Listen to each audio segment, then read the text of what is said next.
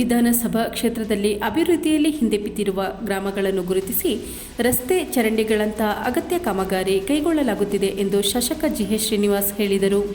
ಚಿಕ್ಕಮಗಳೂರು ಜಿಲ್ಲೆ ಅಜ್ಜಂಪುರ ತಾಲೂಕಿನ ಬುಕ್ಕಾಂಬುದಿ ಬುಕ್ಕರಾಯ ಬಡಾವಣೆ 2ನೇ ವಾರ್ಡಿನ ಕಾಲನಿ ಕೆಳಭಾಗದ ಜನವಸತಿ ಪ್ರದೇಶದಲ್ಲಿ 25 ಲಕ್ಷ ರೂಪಾಯಿ ಶಾಸಕರ ಅನುದಾನ ಬಳಸಿ ಅಭಿವೃದ್ಧಿಪಡಿಸಲು ಉದ್ದೇಶಿಸಿರುವ ಕಾಂಕ್ರೀಟ್ ಚರಂಡಿ ನಿರ್ಮಾಣ ಕಾಮಗಾರಿಗೆ ಭೂಮಿ ಪೂಜೆ ನೆರವೇರಿಸಿ ಮಾತನಾಡಿದ ಅವರು, ತರೀಕೆರೆ ವಿಧಾನಸಭಾ ಕ್ಷೇತ್ರದ ಪ್ರಗತಿಗೆ ಸರ್ಕಾರ ಸಾಕಷ್ಟು ಅನುದಾನ ಬಿಡುಗಡೆ ಮಾಡುತ್ತಿದ್ದು, ಆದ್ಯತೆ ಅನುಸಾರ ವಿವಿಧ ಕಾಮಗಾರಿ ಕೈಗೆತ್ತಿಕೊಳ್ಳಲಾಗುತ್ತಿದೆ ಎಂದರು.